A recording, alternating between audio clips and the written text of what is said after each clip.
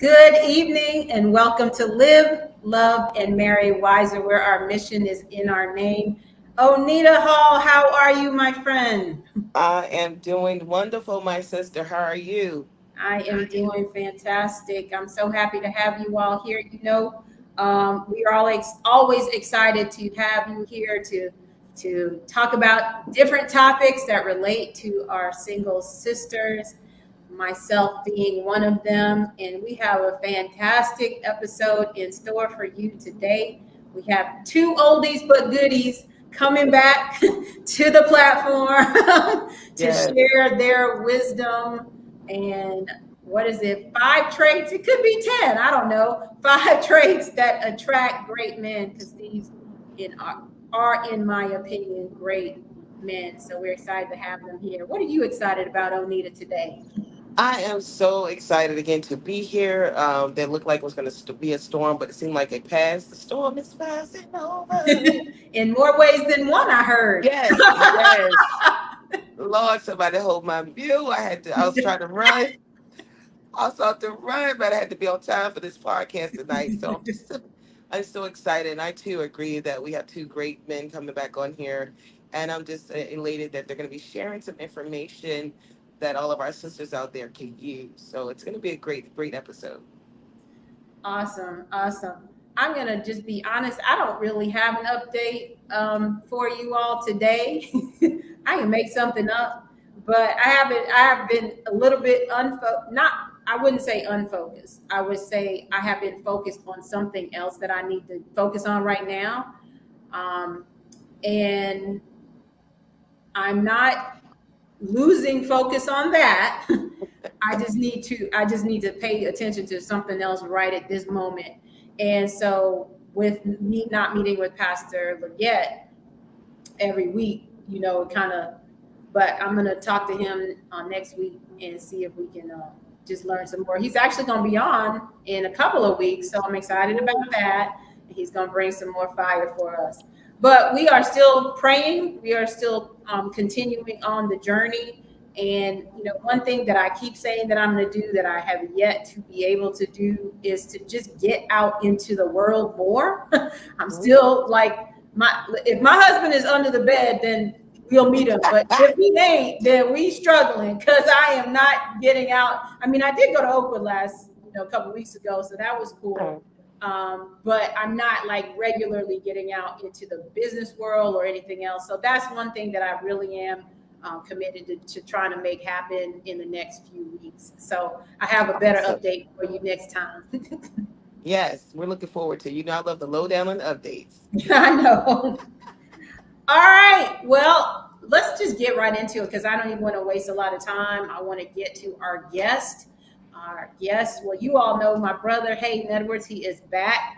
And we also have Victor Hall. If you watched, and you might notice that those names are similar, like that. I'm not married to Haydn, but she is married to Victor. So,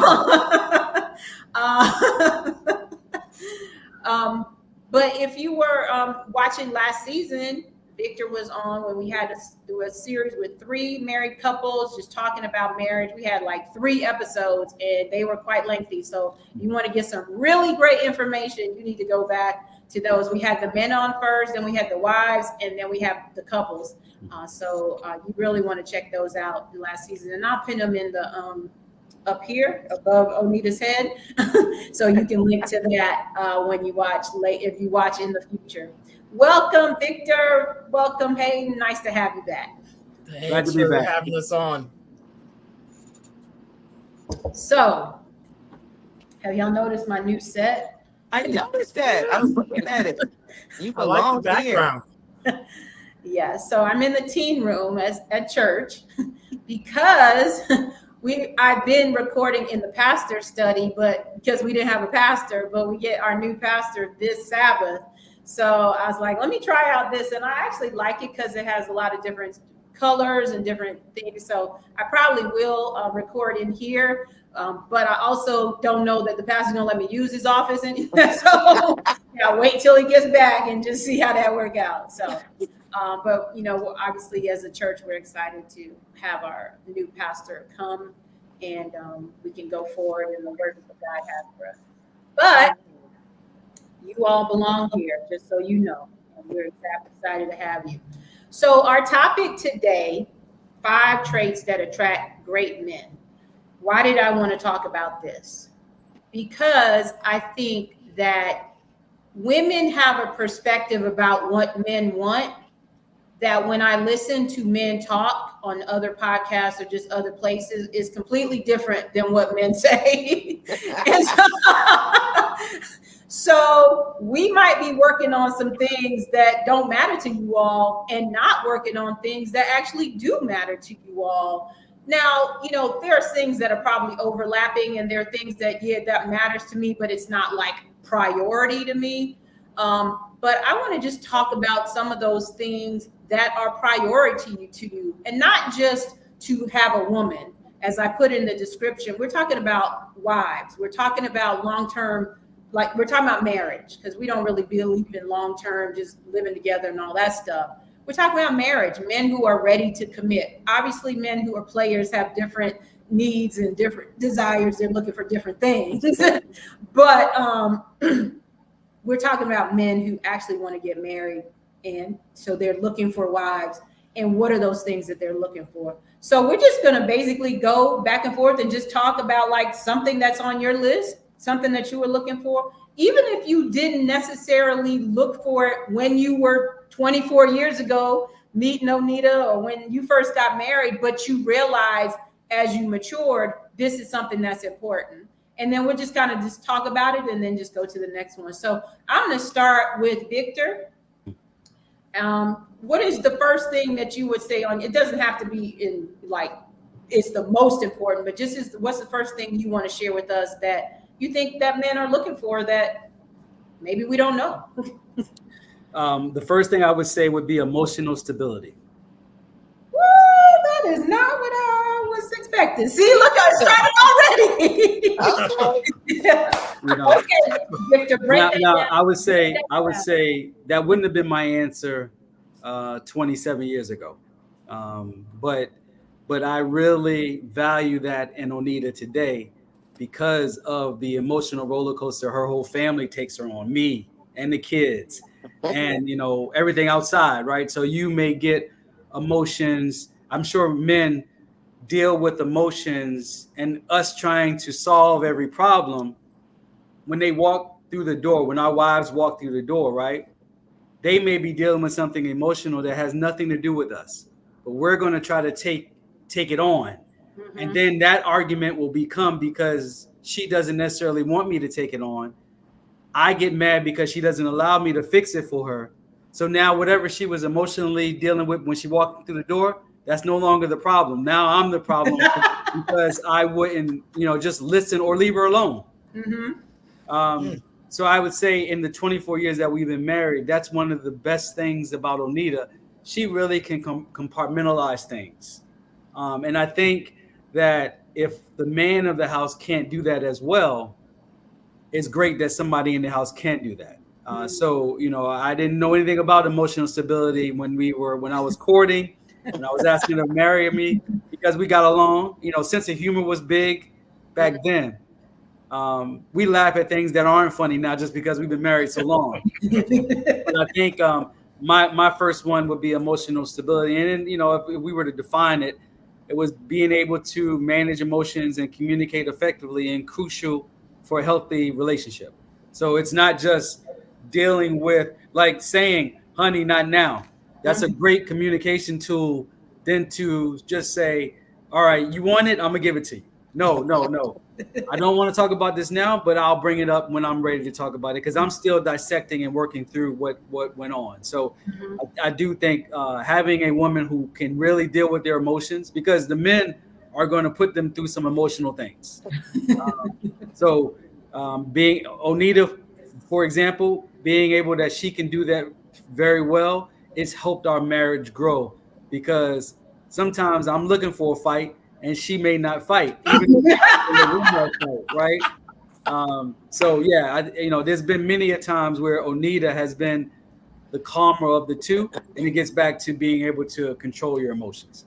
Yeah, I think what we're about to go through is going to have the underneath, if undergirth is a word, is going to be communication. Because when I'm looking over at my list and I'm like, I hadn't put it together until you said that. I'm like, okay.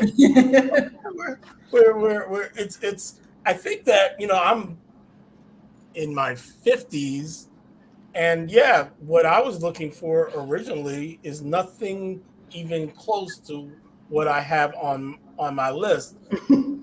What did Belle Biv DeVoe say? Exactly. And those things don't last a long time.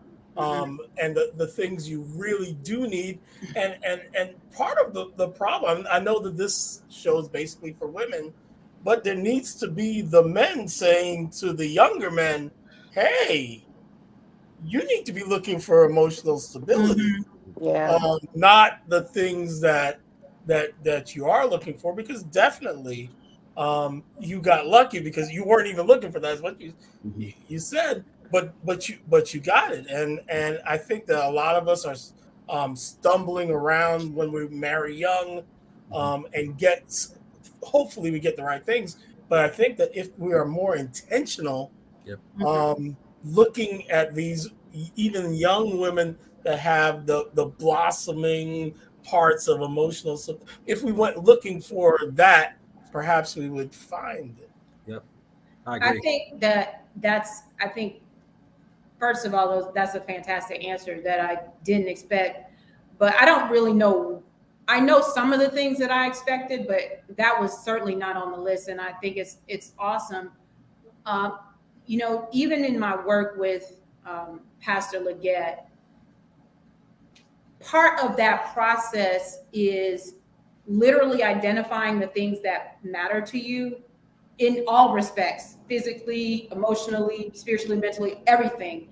And then determining like what is a must have, what is like, oh, that would be nice to have, but it's not a deal breaker kind of thing. And then really in the process of dating is identifying those things in that person. And I think that is such a part of dating and courtship and marriage that is missing, not just in the church, it's missing everywhere. Almost nobody does that, and nobody teaches you how to do that. And I think that even if we started, I think we should be starting that before people start dating. Like with your children, understanding themselves, understanding other people, understanding what matters. And so as they're growing, they're learning. And so when it comes time to date, their understanding of what dating even is, getting data that is useful to either make a decision to go forward or to say, run, whatever it is. But because TV makes it just this big romance and, all that stuff, then it's just like, I feel this, which means I must go forward. Yeah. And Lorraine, can I just go back real quick? Haydn said something, and he said, the audience is primarily young ladies. And I just want to say to the young ladies, make sure you get a man who's being a man. Don't necessarily say, oh, he's doing 5 of the 10 things that I said, but he's not doing any of the 5 that's the most important things. Yes. I used to tell Renee and Marion, as I tell my daughters, they control who they're going to be with. The ladies do. I'm sure I'm the man Oneita envisioned, but I wasn't that guy when we met. So, you have to basically come to an agreement that both parties want to do what you're trying to do, because Oneita could never have done this just Oneita doing the work and we get to where we're at, right? We're probably not in the same place when we started in 1997, but we are where we thought we were going to be. Your point about educating, people will say, I'm going to educate my kids on how to buy a house or how to write a check, but I would say this: having a spouse who you live with and who you're growing old with, is more important than any of that other stuff that you're Yes. focused on teaching, because they'll learn that anyway. Yes. But finding that person who you're supposed to be with and putting your life together, that's better than anything. So just want to say to the young ladies, don't settle for, oh, he's okay, because then you'll be settling your whole life. Find that person who does it for you, even though if they're sitting around, walking around wearing Urkel clothes, Woo wear shirts. All that stuff can be taught, but you can't. A good man can't be taught. Like they're either a good man or they're not. Yes. That's how I feel. So I wanted to go back to that because that's not on my list of things that I'm looking for in a woman. But I think the women have to have some accountability of who they accept, because who they accept is going to be what the life you will be in. Absolutely. Love that. Thank you. Hey.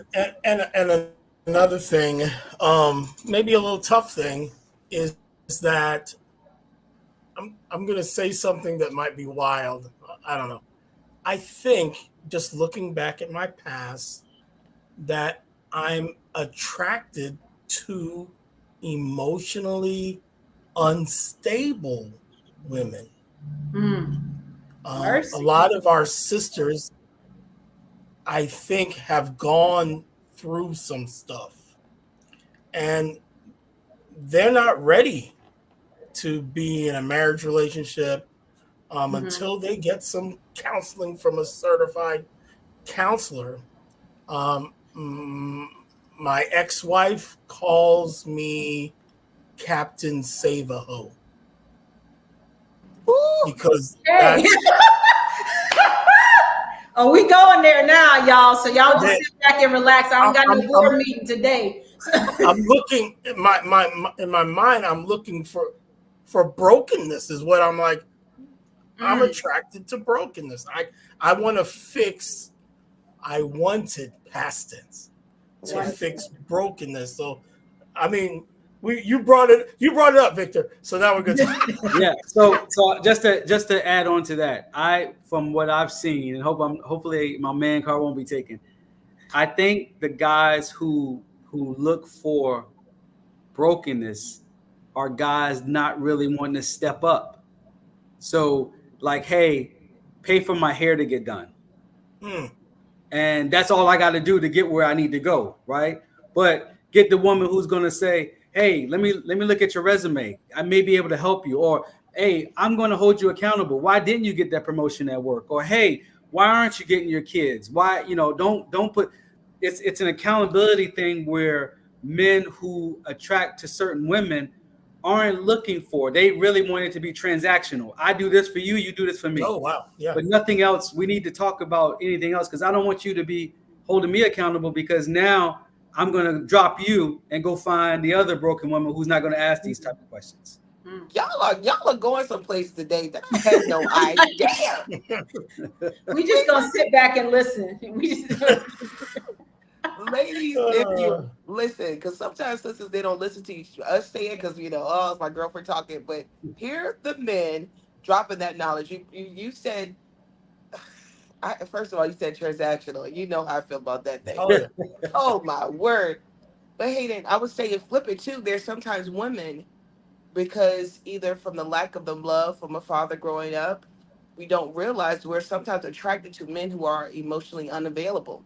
Yeah. Men and women who are mostly unavailable. So parts of them will take the scraps that he's leaving when he comes around, and we are, and not realizing too that our value every time we take those scraps is being diminished. And so then here you come, who you're saying, hey, I'll accept you for who you are, but this girl has accepted so many scraps, so her worth is so down, and you're saying, hey, I want to be there for you, I want to take care of you. But then there's so much emotional instability that is there. And so then you get caught on this cycle, this windmill of just this, hamster wheel of trying to fix each other and be there for each other, and ends up sabotaging because neither party really recognizes that that's what's happened. But that's we still on point one, and I just wow. Yeah, and I think that I was gonna say something similar to what Renee just says, if we just read her, what causes him to feel the need to be her hero? Is there a void or insecurity in him? Or is it something that's been modeled before him? And just because, and I'll let him think about that while I answer for him because I'm his sister. And I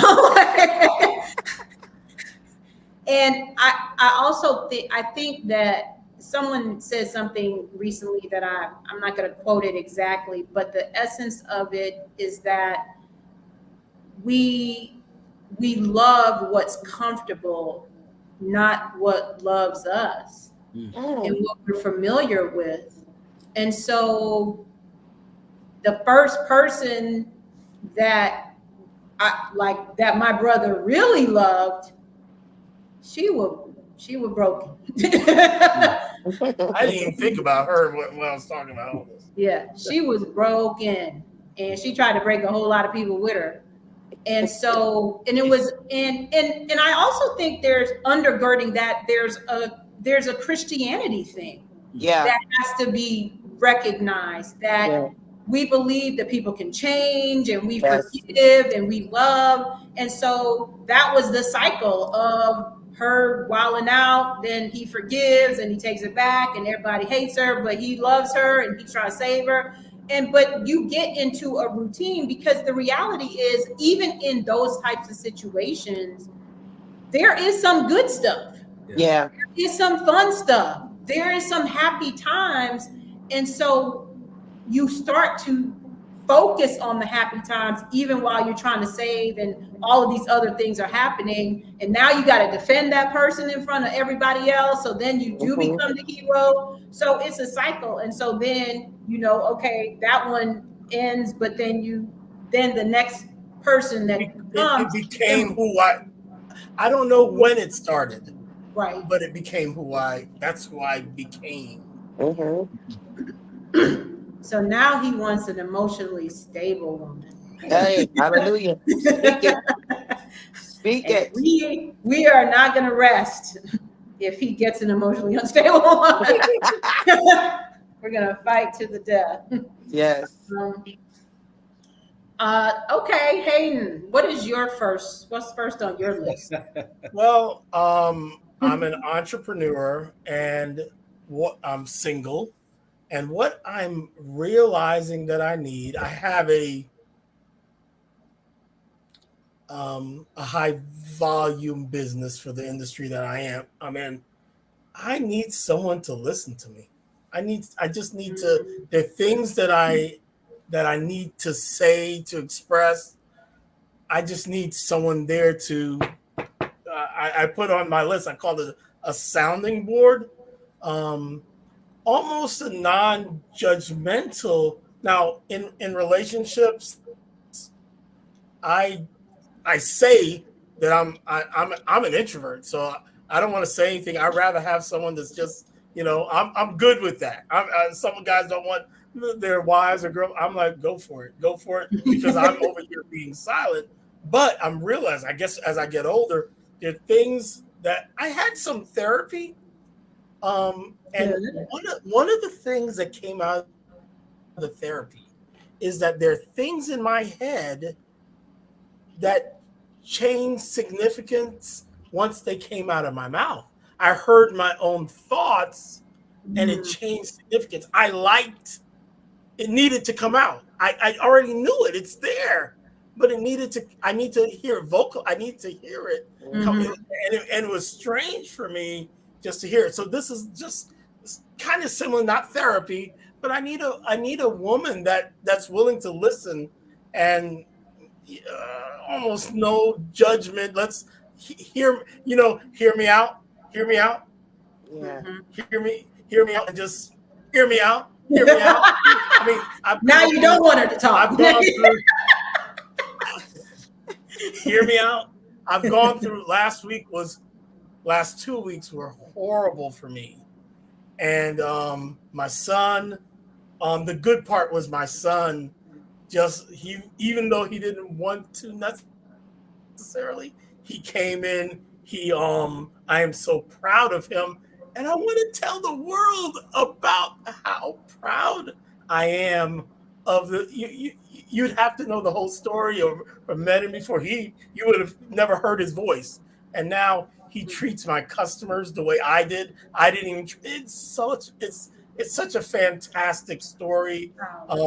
I was thinking I might just shoot it out. I would rather do a video of it, but I want to tell somebody how proud I am of my son and what he has done for me and how he treats me. He's 27, and even I have a business. I'm dumb. We close at 3 a.m. By the time it's 4 a.m., I have a 41-minute commute. His commute is even about 10 minutes north of mine.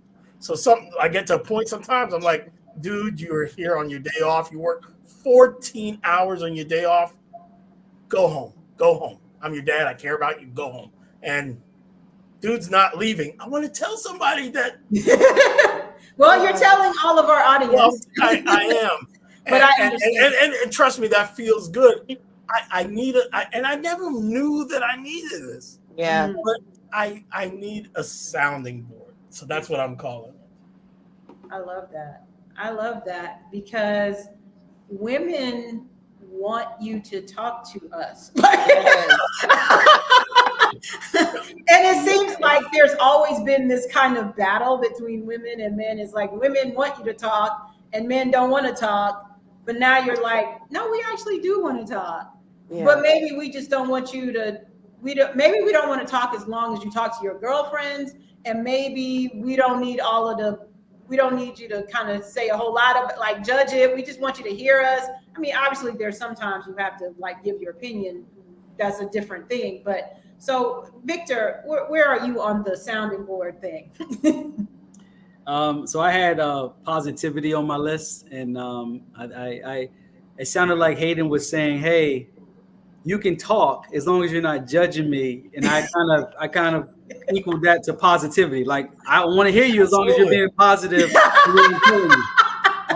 So yeah, I go through like so. For example, there's some things that I should talk about that I don't, and then there's things that I don't talk about that I should. So. As I talked about the decision about my job, right? That wasn't a decision I talked about with Oneita. I was just like, hey, Oneita, this is how I feel, and this is how it's going to be. I hear everything you're saying, but you wasn't with me feeling the way I felt the first time I've ever felt this way in 25 years of employment. So, sometimes you do have to just draw the line, Haydn saying, hey, I'm drawing the line. Get out of here, boy. You've been working here all day and it's your day off. So I would say most of my decisions in our marriage, Oneita and I have made together. Definitely in a minority of decisions that I've made alone. And I would say probably less than 5 decisions in 27 years of knowing her. But that was a decision. There's been some decisions. Another one that I would say would be adaptability. I've made decisions to take my family up and down the East Coast for jobs.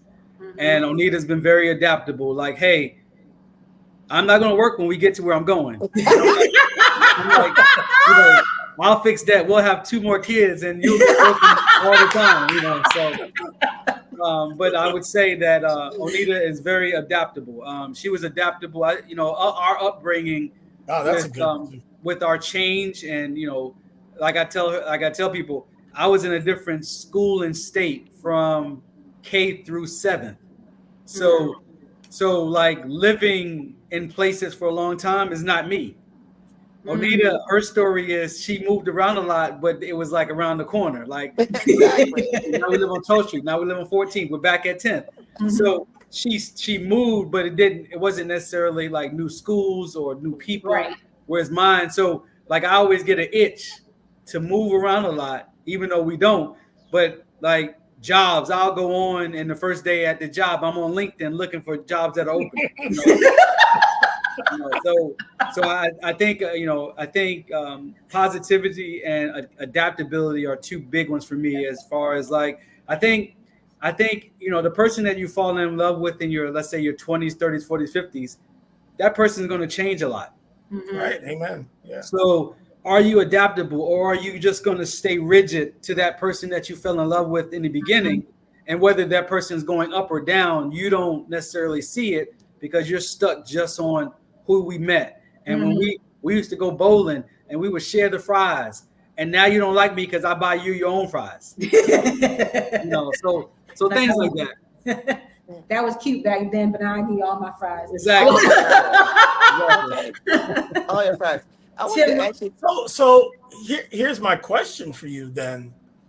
How do you identify adaptability, especially in a Onetia at this point in her life? I bet she can use the words that will allow you to know, hey, I'm adaptable. Yeah. Yes. A 20-year-old, yep. That's a different thing, or maybe even a 30-year-old. Can they articulate anything that can let you know, hey, I'm an adaptable person? Yeah, so Haydn, when Onetia and I was first dating, we would have 4 and 5 hour conversations at night, and what I was learning from her was she's the oldest child, so she had a lot of responsibility. Usually the oldest child is the most adaptable because in the Black community, the oldest child is like the third parent that's trying to make their parents look like they're doing great. So like talking to her and sharing my experiences, we hit it off with the responsibilities we had growing up in a household where parents wasn't always around. So you kind of doing sister parent jobs, going to PTA meetings. All those were telling me that this lady is not going to run as soon as the going gets tough. And sometimes change is tough. Like, lucky for us, as I shared with Lorraine, the decision I made 3 months ago, we didn't have any, hey, this bill is going to be late.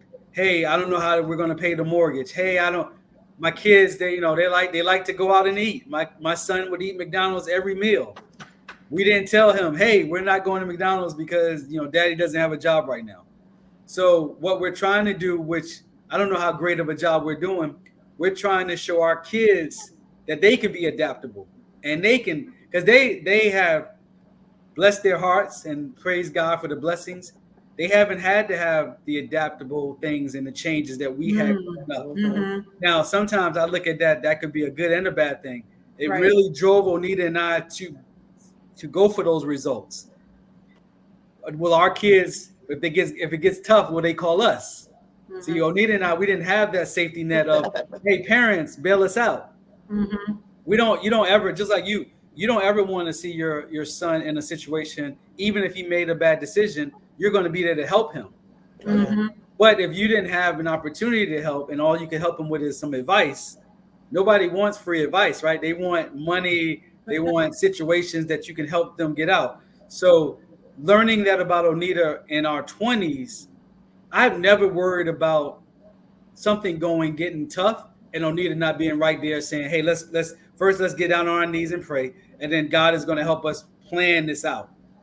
So I would say, hey, that's how I understood that I was picking the right woman back in the 90s because of what we discussed and what we were planning. We were like, hey, we're going to finish college. We're going to get a house. We're going to go to church. That was always Onetia's. We're going to go to church. I was like, because, hey, I didn't go to church until I met Onetia. So, so that whole unequally yoked, when I would hear that at church, I was like, but I'm here. And some of the yoke brothers ain't even here. You said a word right there, brother. Right. You said a word. Now, any of those guys that knew me back then probably would have never considered me for a podcast because they like, I didn't even know that guy talked. But, that's another thing that Onetia and I have grown. Onetia's always been talkative, which is great, right? So yin and yang. One person talks a lot, one person just sits there and listens. But in the privacy of our own home, I talk a lot. You have to. There's no way she could have fell in love with me if I didn't have anything to say, because then what was she falling in love with? Yeah. I want to add something to your point about the talking and having questions. We have a lot more words around it now. When people say, I hear people, different podcasts and pastors say, you're finding your purpose partner. It's not just about falling in love. but somebody who you know that we have a purpose together that we're doing. And so now I can look at it and say, oh, we were talking about our purpose even back then in the beginning. I think what happens sometimes, and I've even talked about this about my with my oldest daughter and some of her friends. Sometimes they're afraid to even ask these questions, and I'm going, no, you need to ask these questions. As you said, Lorraine, you're dating to get data. This is a data appointment, Yeah. so it's like an interview. We sit Yes. down sometime at restaurants or at dinner. If the phone is out, it's literally because we've Googled, okay, family chat questions or date night Mm-hmm. questions. We're Mm-hmm. asking these questions, so I may not have it right off my head, but thank God for Google. We're now asking the questions, how do I find out? So it may not be, particularly, an interview of tell me a time when you've faced some adversity, but it could very well be, hey, how do you deal with change? I think you can ask that to a person when you're on a Mm-hmm. date. How do you deal with change? I think it helps reveal their adaptability and reveals how rigid they are and if they're able to pivot.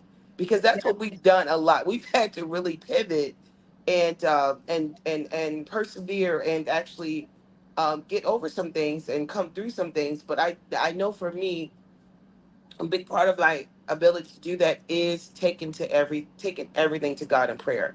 That's what's gotten me through, even when times are tough. Actually, and then I'm doing from prayer to worship, like literally worshiping and praising through this thing because I can't do any of it on my own strength. A lot of these tools, I would say these relationship muscles, I didn't necessarily see all of it in my home You're right. being walked out. I learned some of it saying, oh, I know I don't want to live in that type of Mm-hmm. situation. So Mm-hmm. some of it, I reverse learned it because I said, I don't want that. And then we decided and we talked about what we want our marriage to look like. And sometimes people, too, again, like you said, Hayden, earlier, think these movies of, oh, we just fall in love. You don't fall in love. You're choosing to love that person, Yeah. and you have to have the conversations and be open and willing to have the conversations. There are people that I know are sleeping with people, having sex, and they have not asked some basic questions. And it's going, you got to get this foundation built right first. Ask the Yeah. questions, get to know the person. And if you don't know the questions, Google them And and Yes. find the questions. I would say you have to mix some of that in. So Hayden said what Belle Biv DeVoe said. So you gotta mix some of that into some of the how do you deal with change, right? Because Yeah. I'll be honest, if you would have on our first date, you would have said, how would you deal with change? We might not have had a second date. So like Yeah, definitely. you have to strategically ask your questions. It can't Yes. Yes. just it can't feel like it's an interview, Yeah. but if we're getting fed, so if you're saying, hey, I'm looking for a woman who has a sense of humor and she's cracking a lot of jokes, me, some of my jokes are getting to what I'm trying to ask you. Yeah. Mm. So Mm. people drop their guards if they're laughing, and then Yeah. they'll answer that question, but you got to Mhm. Yeah. be able to, you can't feel like you're reading from a script. Yeah, Right. Sure. There's this book by Patrick Lencioni, and it's called The Five Best Team Players or something like that. It's a business book, but all of his books are just fascinating. Just how he writes it. It's like a parable, and I got a lot when I changed when I was the manager director at the Salvation Army, and so I was getting some people that I was interviewing that I was just like, they seemed good in the interview, but then when they actually start working, it was just like wah wah.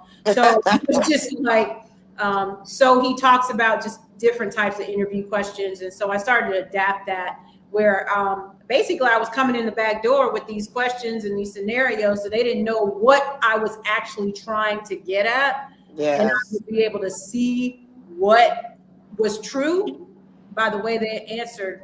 Because sometimes when you ask directly, like Victor was saying, then people is going to give you the podcast answer and not the truth, not the true answer. But I wanted to touch on something that you said also, Victor. You talked about positivity, and the way that I'm interpreting that, and you can correct me if I'm wrong, is I've heard a lot of men say they want their wife to be their peace. So like, Mm. when they Yes. That's on come, my list. That's on my list. Yes. Okay, so then we can jump off on that once they come, like when they come, like they're out in the world and they're fighting and they're hunting and they're doing all it, not literally, probably, but you're doing all of these things, but you're getting beat up, you're getting talked about in ways that and then you come home, you don't want a bunch of drama and negativity and all of, like, you just want that person to be the peaceful place that you go to. So even when you say, Haydn, that you want someone to talk to and you don't want any judgment, it feels like you're saying, I don't really need I've thought a lot about it. When I need your opinion, I'll ask for it. Kind of, you don't mean that in a negative, like your opinion's not worth anything kind of way. But like, I just want to share that with you. I want to come home and have a place where I'm just like, yeah. But let me add to what you just said. Peace is definitely, that was going to be my my final at the last. Oh, sorry, I stole. My bad. but part of someone could disagree with me and still be peaceful. It's probably it's the how. You can listen to me and have and be my advisor and still be peaceful. Yes. And I think that is, you can be my sounding board and still be peaceful. Another one of the things, and I think you just touched on it too, or Renee said something about it in the chat, is that, so now I'm giving you everything. You can be my partner, we could be partners, and that could still be peaceful. So there's room in peace and sounding board and advisor for disagreement. I'm not saying that there can be no disagreement. I'm not saying, but there's a way to disagree that's still peaceful. That there's a way. Haydn, I don't think what you're saying you want to do is the right thing to do for me. There's some disagreement that can, and I'm still there in peace with my boo, because she knows how to come at me, and there's probably some responsibility that I need to have there in that same, definitely some responsibility I need to have there.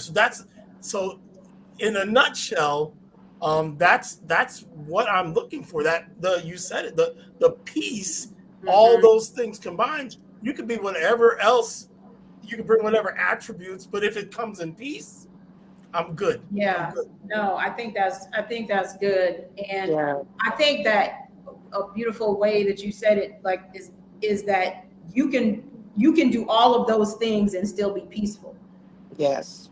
Because people disagree all the time, and it doesn't have to be so filled with drama and yelling and screaming and all of these other things. Yes. It's like, I just don't agree with that. And at some point, you either choose to disagree or you figure out how we're going to be on the same page. But I think that is an important thing. And the thing that's so interesting about that, when I hear, because I've heard it on so many different podcasts and so many different people saying it, so many different men saying it. And I think it's awesome, but I also think that's what I want too. Hello. That is what I want too. I want peace. I don't want drama and yelling and fighting and screaming and all, because that is not how I roll. And so I always think that sometimes when men say that, it sounds like they've never met a woman who actually wants that too, or is like that. So it's just like, I think that Onita, do you want that in the chat? Yes. Do you all want just a relationship I just think that relationships given by God some relationships aren't from God, so they're not going to be peaceful. Even if they're quiet, they're not going to be peaceful. Yes. Because the Holy Spirit is going to be up in you. Like, I told you to leave, whatever. So that's a different kind of peace. But when we brought together by God, it should be enjoyable more than it's not enjoyable. Like please tell me, Onita, I want you to chime in here. Please tell me if that's not true. It doesn't mean that you're always doing something fun, but it should be enjoyable more than it's not enjoyable. Because what is the point then? I will really give up on this whole intentional dating thing if it's going to be less enjoyable more than it's more you know what I'm saying? Yes. Yeah, no, I totally agree. We all want that. What we're hearing a lot of the women say now, we want a place where that women are tired, they're exhausted. They want a man that makes them feel safe and they can now be soft. Women are saying, I want to be that soft female. And it's sad because when they think about it, it's like, well, why can't you be? Some people automatically think it's women are soft. But the reality is, we had the episode about, the masculine women, which we got so many views and comments on that because so many women have had to play both roles, but also not be in a space where they could be soft. They're having to do everything. And as Pastor Leggett talked about, gave up the driver's seat. So I agree. We all want that. I think it comes down to respect. One, we should be respectful to each other. I think I totally agree that we have to disagree. We used to have some friends that would brag, "Oh, we never have an argument," and I'd be like, "Ha! It's impossible. We're two different people. We're That means changing. We're somebody growing. lying.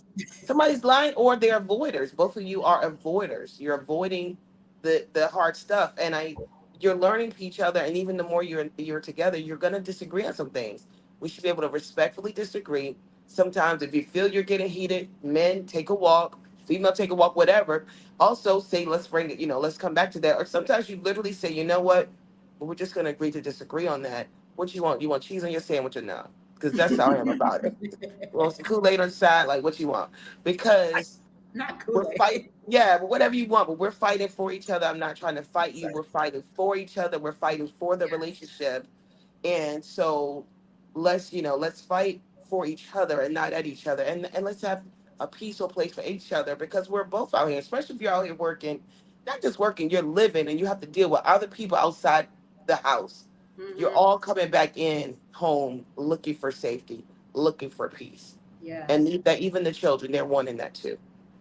I think that's important. When I was coming into our relationship, I was coming from a family where everybody was for themselves. So to actually identify that Onita just said we're fighting for each other, then you start to get rid of those defense mechanisms that you have, the silent treatments, the I'm going to win this match because I'm going to shout louder than you're shouting. All those things has to be like you have to get back. You have to, maybe you're at a deficit and you have to get up to where love is the number one thing. And then you build from there. So, Onita and I, we go through things on a daily basis that we're continuing to learn from each other. There was an excursion that Onita set us up for that I didn't know was a walking excursion. So we fussed a little bit about it, but by the time we were back from the excursion, we were laughing at each other because we were on this walking excursion where we thought we were walking to a bus. We walked past all the buses and, it's like, so we're going to walk around Naples today. Like, didn't I tell you? We was doing 20,000 steps a day. So my body was hurting. So who signed us up for a walking excursion? So things like that where you said, Lorraine, it should be enjoyable. It wasn't enjoyable when I found out it was a walking excursion. But it became enjoyable because we got to walk around the Mediterranean Sea and all that stuff. So, I would say because of our growth, when we have arguments, they're like 30 seconds. Oh, that's nice. Whereas when we started, there may be days because she's like, I don't want to go to him because I don't know what space he's in. And I'm like, I ain't talking to her because she ain't talking to me, right? Both of us are missing each other because we're both thinking. But now that we've been married for so long and we know each other so well, like she said, you want cheese on that? You want ketchup or you want mustard? Those are like what people see at year 24. They can't expect that to be what they're going to get in day one, right? Right. But these podcasts should help people at least have the communication, have the conversations. I think Haydn Yeah. said that early on. The communication is so important because it just builds from everything else. Now, the emotional stability helps with the communication. Absolutely. Because if you're not leading with emotions, your communication, I'll be much more open to say positive things to Oneita versus I don't care because I'm emotionally detached. I'll just say whatever because I want her to feel as mad at me as I feel about her. Yeah. I love that. I don't know if you all have heard, I'm sure Anita has heard of him, but the Gottmans, John Gottman with the Gottman Institute, they do a lot of research on marriage and relationships. And I watched an interview with him and his wife. They do this together. They're both therapists as well. And they were talking about conflict resolution, and they were saying that they started using this new way of helping people deal with it.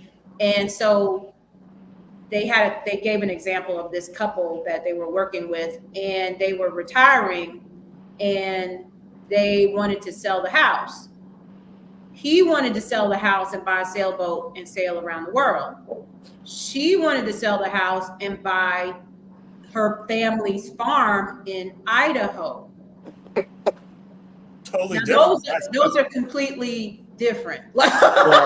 Yes. And so here's the thing that they were saying. They were saying you have to determine what is the thing that you're inflexible about. Like this, this is we have to do this part. And then, so they both said, well, he's like, we got to go sailing. And she's like, well, we got to buy the farm. And she's like, what is the thing that you can be flexible about? Well, we could be flexible about when we do that. We could be flexible about how long we do that. And so they started talking through this. And so what they ended up deciding is that they did sell the house. They bought a sailboat. They sailed around for a year. And then they went and lived on the farm for a year. They kept the boat, but they docked it. They lived on the farm for a year. And then they decided, which do we want to do forever or whatever? Yes. He didn't tell us what the answer was, which I really did want to know that. Yes. But a lot of times we have arguments about the thing, how to do the thing, when to do the thing, all of the things, when you're like, okay, what really matters to me? It matters to me, I'm just gonna make up something. It matters to me that we have dinner together every 3 times a week. Okay. It doesn't matter to me what time we do that. It doesn't matter to me where we do that. It doesn't matter to me even what we eat when we do that. But I want us to sit down together and have a meal as a family 3 times a week. As opposed to now you're fighting because he's like, well, I had to work late, and you're like, but yeah. And it's like, okay, wait a minute. What is the goal? The goal is for us to sit down together and have a meal 3 times a week. And so now we can navigate. I just love that, because we get so married to our opinion that we don't realize that there are parts of it that it doesn't even matter to me about this. It just matters to me about this. Right. Okay, so who's next? Who wants to go? Victor, what's next on your list? So one of my favorite songs, and I don't listen to Kurt Franklin every day, but one of my favorite songs is by Neo, Miss Independent. So I look for a woman that's independent. She has her own thing going, and it's not sitting at home saying, you get off at 5:00. It's 5:15. Why aren't you home yet? I have grown to like and appreciate me getting home and calling Oneita and say, hey, honey, where are you? Hey, don't you forget I had those house showings. Oh, that's right. Can't wait for you to get home and I can hear about it. Or, hey, she loves music. She loves, singing at church. So, hearing about the plans that she has or the practices. So, having somebody who has their own career, who has plans about improving themselves, because that's how I look for my career growth and personal growth. So having someone who also aspires to be independent and successful and things like that really drives me and pushes me to be better. So a person that's independent is something that I was attracted to, and I've only become, more attracted to that as I've gotten older. Oh, I love that. Hayden. Every time you say something, Victor Hayden's like, oh, that should be on my list. Yeah, I just usually end up with I'm not afraid of independence. I'm not afraid of it. So Yeah. I didn't even think about it to put on my list. The one thing I was thinking about is the way we have different operating systems for our computers. Some could be on a Mac, some could be on a PC, or our phones could be Android or what's the other one? iPhone, iOS. I want someone that we could be on the same operating system. That's good. And I'm not talking. I'm speaking. I'm not speaking about phones We're or talking about Android and iPhones. I'm not talking about phones or computers. Yeah. I mean that the undergirth of our relationships, the same operating system. Here's my example. And I've been a victim of this. I've said a joke that didn't land right, and someone has gotten upset over the joke, and it was in poor taste, perhaps, and it made them feel some kind of way. Now, what I ended up having to say is that, listen, here's what you have to believe about me. That that's not who I am. That's not. I'm not out here trying to hurt you. You have to trust. I want someone to trust. We're operating on this same operating system. You have to trust me that I'm not. If you hear something that pierces your heart, that was not my intent, and we need to work on that. Not you get mad and think that I don't love you. I don't care. Why would you say something like that? And I don't know if that's easy to find. It's like, hey, the undergirth of our relationship is I care about you and you care about me. Yeah. And if you say something or do something that I'm like, hey, that stings. I'm not coming at you. I am coming for you to get understanding. Hey, I know you don't. So why did you? Yes. Yeah. I think that's one of those things. And once again, that probably goes into the emotional maturity and awareness, and communicate. All that part is probably part of that. But that's one of the things that I have on my secondary list. We need to be on the same operating system. You have to if I'm going to be in a relationship, a marital relationship with you, you've got to trust me. It doesn't mean that I'm going to be abusive verbally or any other way. But we find that middle ground where, hey, I'm here for you. I'm rooting for you. And if there's something that happens where you're like, that didn't feel like you're rooting for me, we need to come together and come to a resolution about that. Yeah. Rather than you just blow up and all of a sudden I'm not. Why are you blowing up? All I said was blah blah blah. Been there, done that. That's very good. When I was doing this seminar for this marriage group earlier this year, and we were talking about creating a safe space. And my number one thing to do that is that you have to trust the intentions of your partner. Yes. You have to trust their intentions. And I know that people say, oh, you can't judge by someone's intentions, but you have to be able to trust that they really mean the best for you. They're going to make mistakes. They're going to say things in poor taste, whatever, but like their intentions towards you are good. And if their intentions towards you aren't good, then I gave them some steps we have to like develop that, because nothing else, it's never going to be a safe space if you don't trust their intentions. And so I think that's so important. Victor? Yeah, I was thinking about, Haydn, what you were saying. So I would say on their core things that Oneita and I are on the same operating system, right? But there's other things that we may go in different paths to go. So like, for example, how we deal with people. I'm in the camp that one mistake you're out, right? Because like the way I treat people is I'm going to treat that person with the utmost respect and all that stuff, because that's how I want them to treat me, right?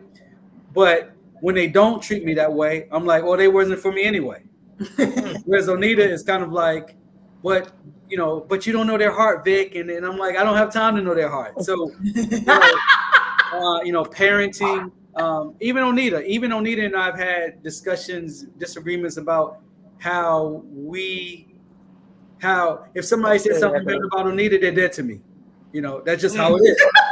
He said they're dead to me. Yeah, because at the end of the day, it's really only about Oneita and I and the kids. Yeah. And then you branch out from there. But at the core is those 6 people. Now, Oneita's had girlfriends where they would make a joke to me and they'd go back to her and say, girl, why did I ever say that to him? I died in his face. Like he looked at me like he wanted to kill me. And they were only saying a joke. But I didn't have that relationship with that person. So I'm like, hey, I don't have this relationship where you're joking about my wife. Yeah. Because I've seen that go.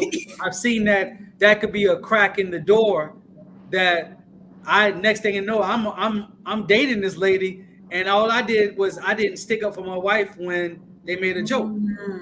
So you never know. I always say you never know what you're being led to if you allow it to take place. Oh, she was just joking. That's not a good place to be in.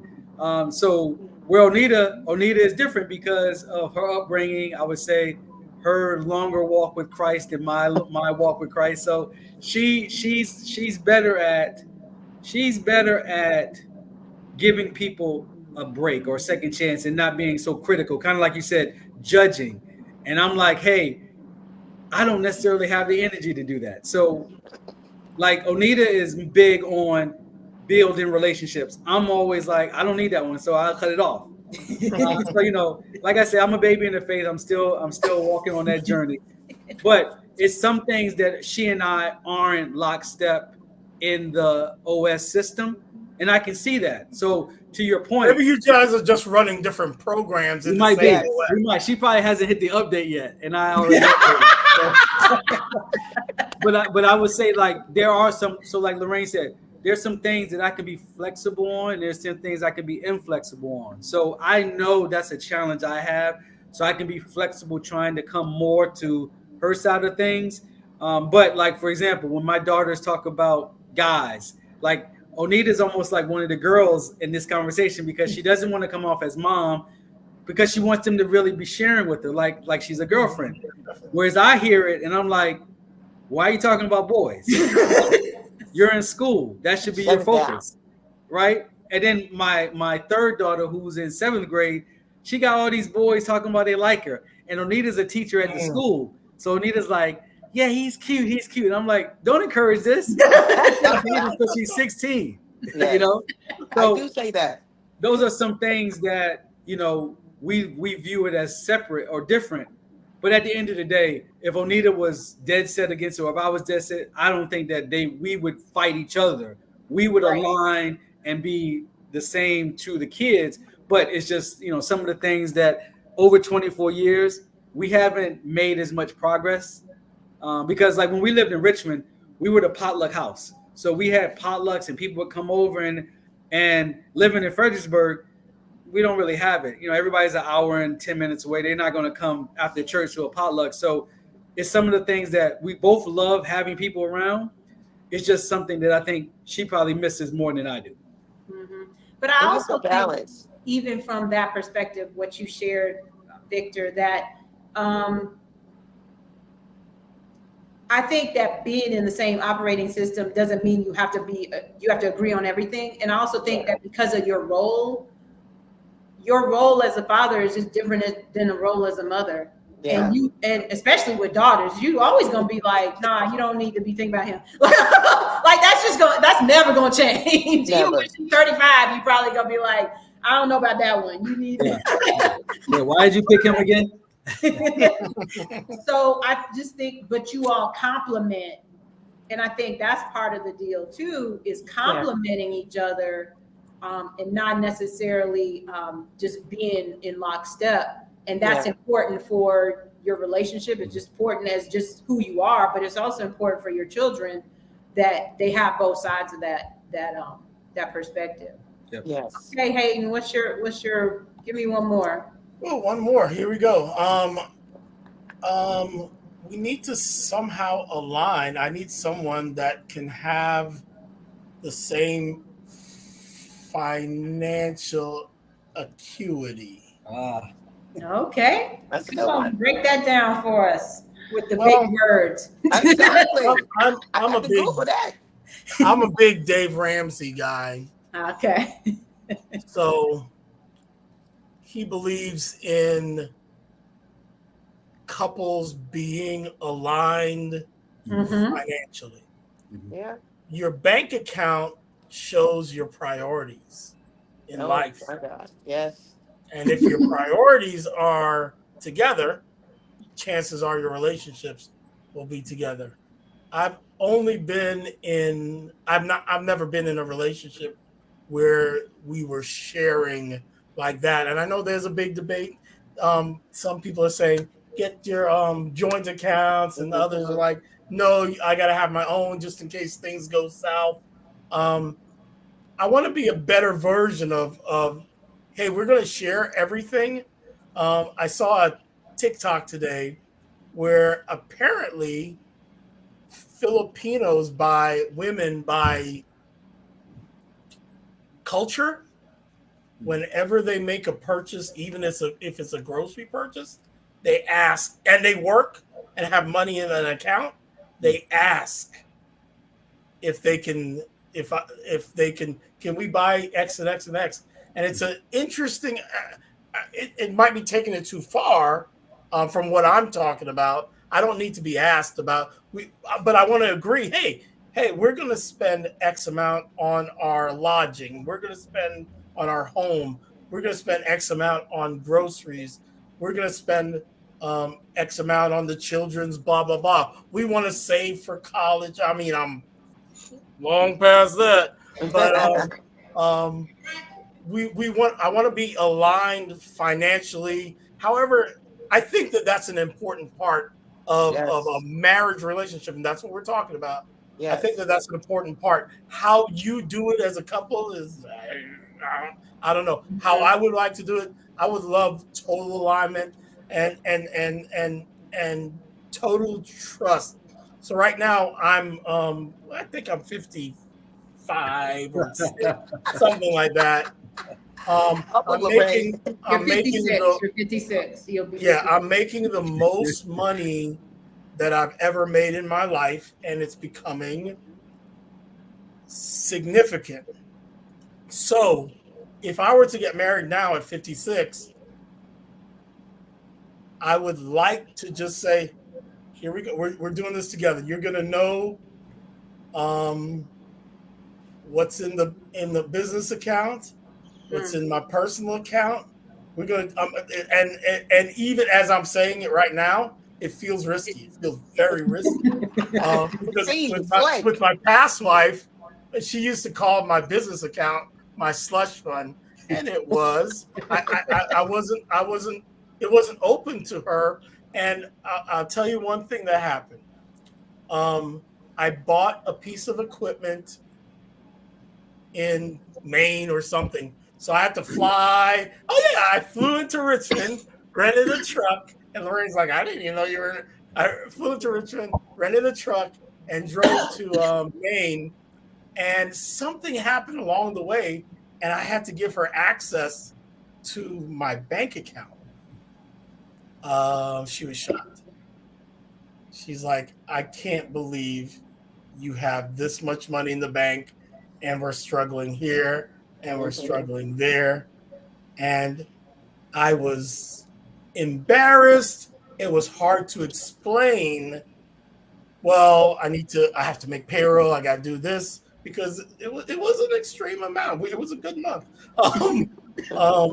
And it might have been the undoing of some of the stuff that we've done. But I don't, if I get into a relationship again, I don't want to be there because I don't want to be there. Full disclosure, and we'll work. I need, and if I get married to somebody, I need to be able to trust them to say whatever. I want to make sure that I marry someone that I can trust with my debit card, credit card, whatever. Yeah. So financial security, and we need to be I want to be on the same page, even if it takes both of us. We need to hash it out and be together on that. Okay, Victor, before you jump in there, I want to say this. Ebony just tagged me on a post last week from Linnell Grant. Now, I don't know who she is, but she's obviously famous.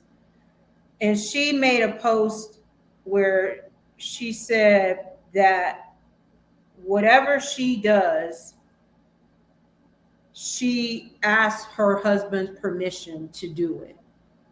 Her husband's Corey Grant, the real estate guy. And the crowd went crazy. I can imagine. And she said, because he's my provision and he's my protection. Mm-hmm. And I don't have to, but I choose to submit to him because he's my provision and he's my protection. And I was just like, you better go, girl. I need me a Corey Grant. And I'd be like, dude. And Corey got in the, some people were like cool. Most people were not cool. They just felt like it's like, he's not saying I make my wife ask me permission. No. She's saying I choose to ask my husband permission. I don't think it's just for spending money. It was just like whatever. So I just thought that was interesting when you talked about the Filipino women, because I think that when you have a different perspective and you have a different relationship with your partner, then you can make those kinds of decisions. The reason that many people were wilding out and wouldn't is because either the person that they're with or the people that they choose wouldn't be worthy of that kind of submission. Exactly. But you just want somebody. Exactly. But when you pick someone worthy of that, I'm not mad. I'm looking forward to getting an allowance. Like, just give me the money. Tell me how much I can spend. And I don't care. Like, I just want to trust you enough, and you just take care of the stuff. Tell me what I can spend, and I'm gonna spend that. Communication. Trust my life. Yes. Victor, chime in here. That's a lot. So if that works with the grants, more power to them. I think when you hear these things, you take bits and pieces of it, but you don't have to apply everything somebody else is doing and try to force it. Because that's when submission is always funny to me, because when the guys say that, I always go back to, but are you doing all the things that the Bible talks about in order for the wife to submit? Yes. So it sounds like Corey is doing all of those things that his wife expects for him to do, and so she's okay with bringing that. Now that wouldn't work for us because Onetia has too many decision points that she needs to make. And she's not gonna get me. So what? I don't want to hear about all that. So I'm like, great, you did it. Because that gets back to the independence. You're independent, and you can think. You know what we need. You know what we need better than everybody in this house. So, I do think, like I said, big ups to Corey, because he's doing some of these things to make his wife feel that comfortable that he's not telling her. I'm sure he's not saying you didn't do this and you need to. She's doing that to basically, let him know how the house is running. If Onetia was taken out of our house, none of us would be sitting here looking at each other like, so what did she do? How did she get this? Now what? But Haydn, to your point, there are things in life that I just say, hey, that's not going to happen, and that's one of those things. You have to know, coming into our marriage, I was like, every penny we make needs to go to bills, right? And Onita's like, I'll put $20 on that bill, and I'm gonna keep this other $80 over here for a rainy day. And I haven't really moved from that space of every bill needs to be paid, and she hasn't really moved the rainy day fund. So, like I said, there's no need to stroke out. But you guys are aligned on that. But we are aligned. Yes, we are. Because that is the point. Yeah, the alignment. Yeah, the alignment. Because he's been my protector and provision. Like know I can go swipe my card and be like, I need to decline because it's in there. I mean, I ain't trying to do nothing crazy. And he knows too, all of the money really is spent on the kids, the house, like the groceries, the house. Every now and again, I may, go get my hair did. But for the most part, he's provided. And I'm like, okay, we got it. Yeah. Yeah. So, but as far as like, when she is working and making money, that's when, family members start hitting her up. Yeah.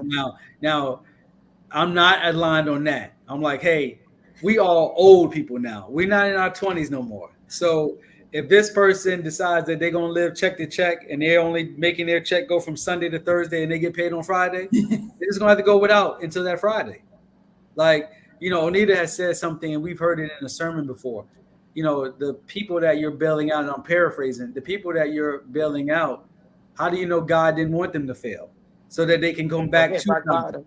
versus coming to Onita, coming to me, coming to you. So you can't always bail them out because then they don't see what the blessing or the lesson is that God is preparing you for.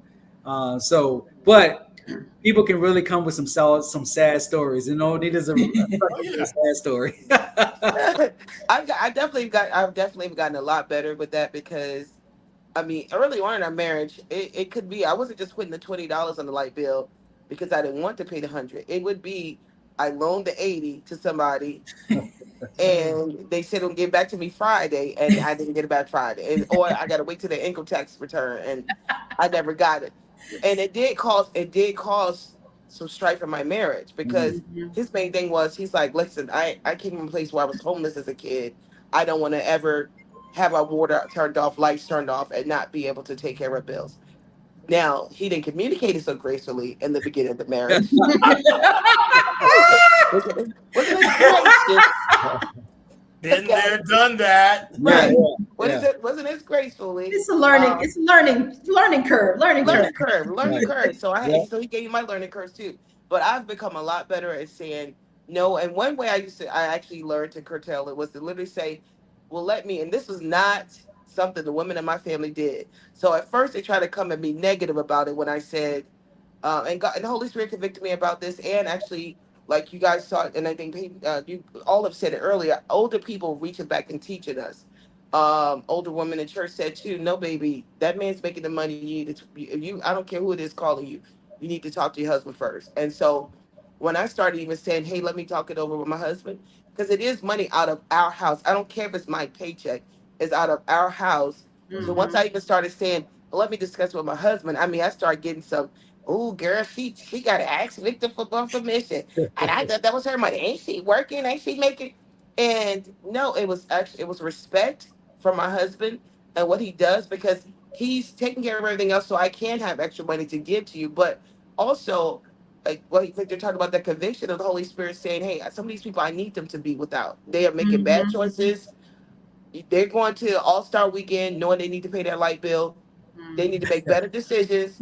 That's not your problem." And so that helped some of the calls to stop.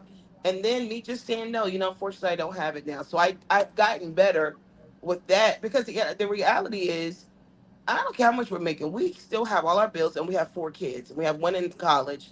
The other 3 were here in church school. So every single penny counts in my home.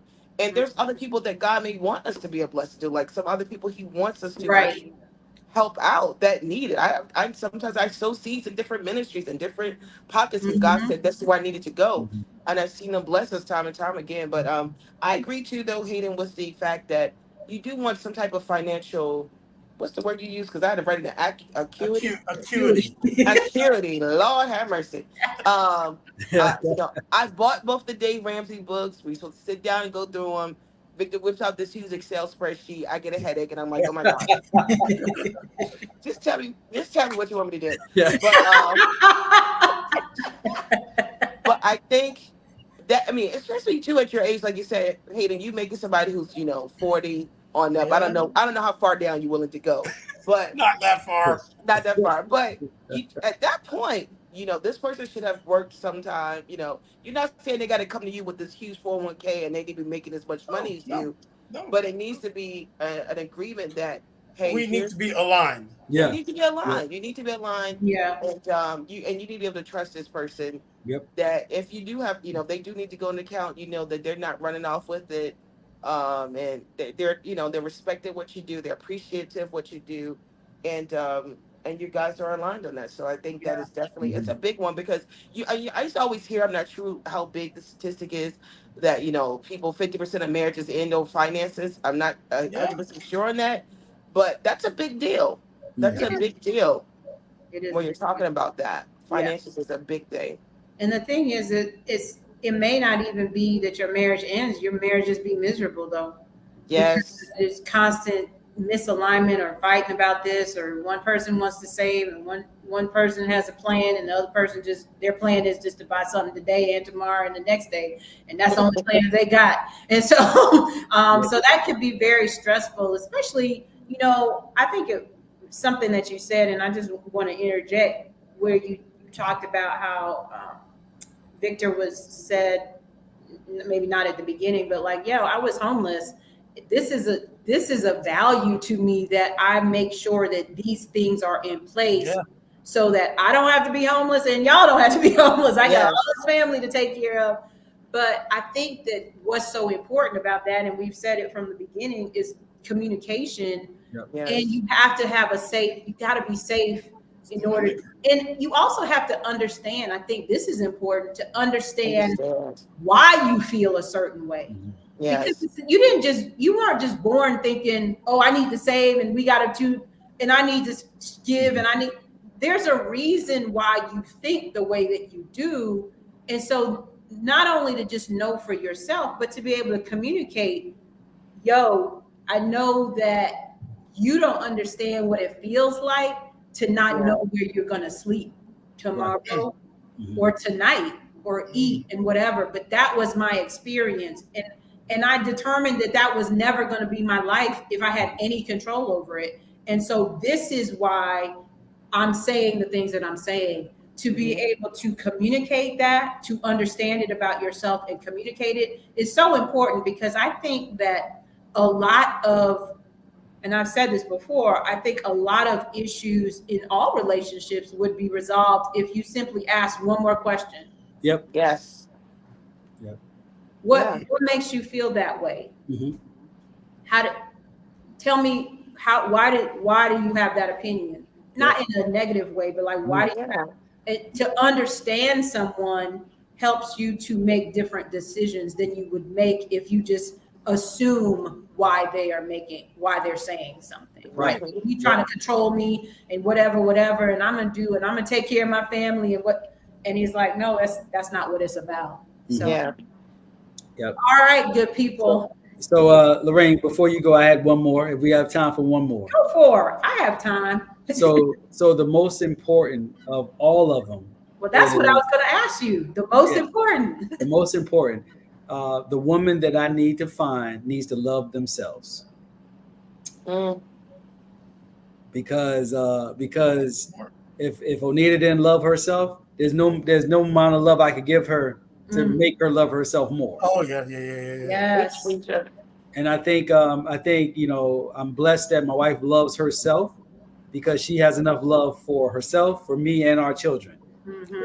You can't get by if that person doesn't love themselves. So that, to me, if I was looking today, I would be looking for someone who really loves themselves, who takes care of themselves, who puts themselves first in a lot of situations, so that they can then love others like myself, and if we decide to have kids, love them as well.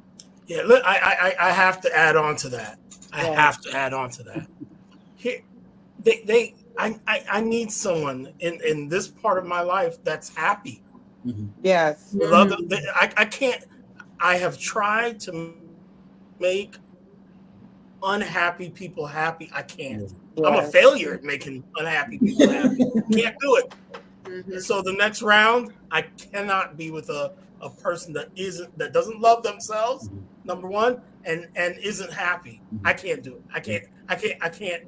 Nothing I can do, no amount of money, no amount of anything else, like caring, coming home, vacations. I can't make someone that isn't happy.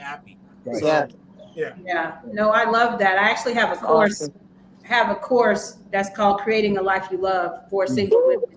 And it's about that, learning how to love yourself, learning how to walk in your purpose, learning how to do the things that you need to do, and even preparing for the partner that you desire is about creating those things. Like you might be like, you know what, if you can be honest with yourself and be like, you know what, all the guys in the past were always just like, you bring so much drama to my life.